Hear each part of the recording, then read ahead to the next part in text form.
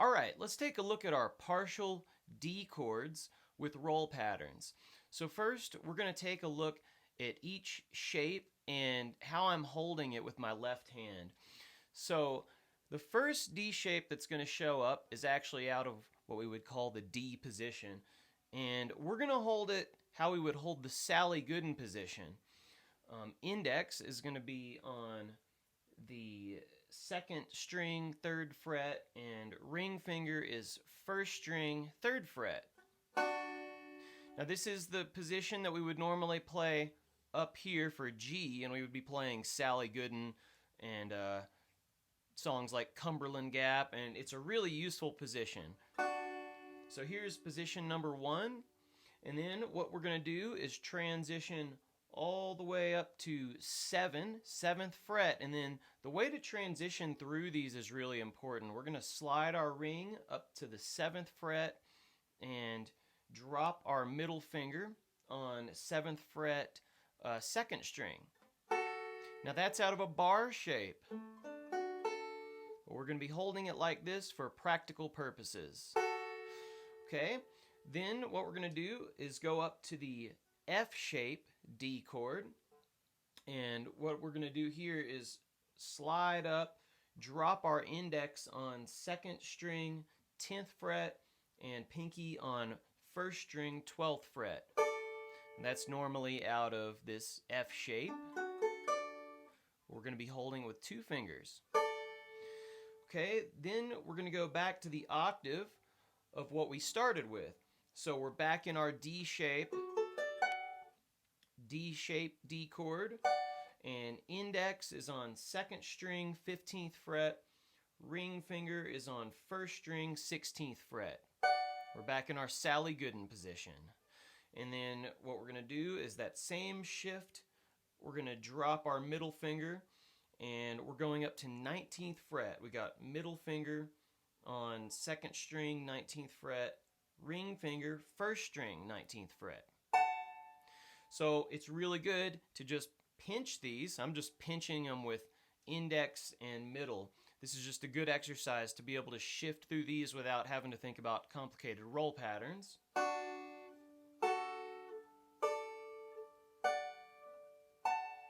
And be able to go up and down the neck. So now let's take a look at these with the backward roll.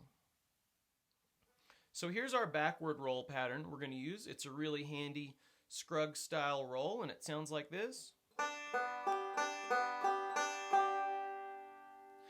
And what we're going to have is middle on the 1st string, index 2nd, thumb 5th, middle 1st, index 2nd, thumb 5th, middle 1st, and thumb 5th.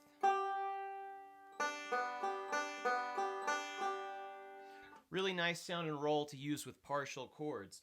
So one question that I get about all this is it okay to play the 5th string open over a D chord? Because if your ear isn't used to hearing that, or when you're practicing these really slow, that might stick out a little bit like this.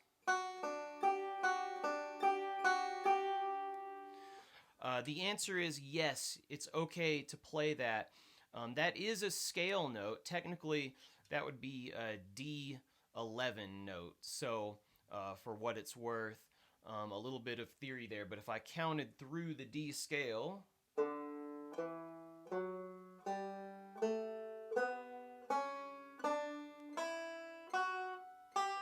I land on that G note. And that's a D11. And it just kind of has a little bit more of a stretched out sound, but you really can enjoy that sound once you get used to it. It's a really cool color to add in to the D chord. And Scruggs does it, so basically that's okay for anybody to do it. So anyway, here's our exercise. We're going to do it starting. To start with, we're going to do 1 roll per shape. So we're going to go. We're going to practice those same shifts, but now we're going to add the roll pattern to it. So we've got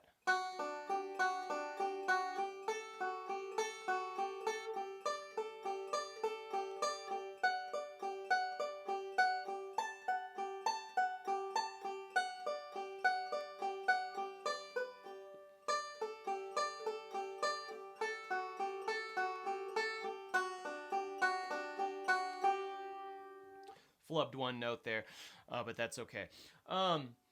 So what you want to do is put this roll to it and be able to shift through all these positions, because eventually we're going to get into some exercises in the next chapter where we're going to be combining multiple chords, G, C, and D, to create a default solo. So get really comfortable shifting through this, because we're going to do G, C, D, A, F, and E with all these exercises. So the next one is going to be our forward roll. So we're going to practice this with this forward roll. And that goes middle on the first, thumb on the fifth, index on the second, middle on the first, thumb on fifth, index second, middle first, thumb fifth, and middle first. So we've got this roll. So this is actually starting on the first string. So here's the exercise.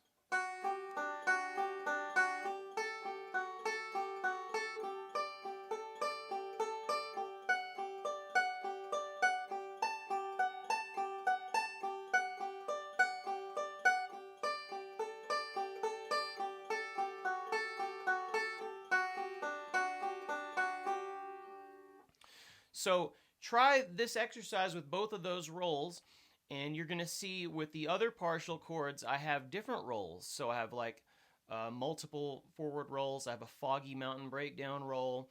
And I'd like you to go through and just try these with all those different rolls, because that's kind of the key to being able to improvise around the neck, is choose different rolls. It's going to give you different sounds.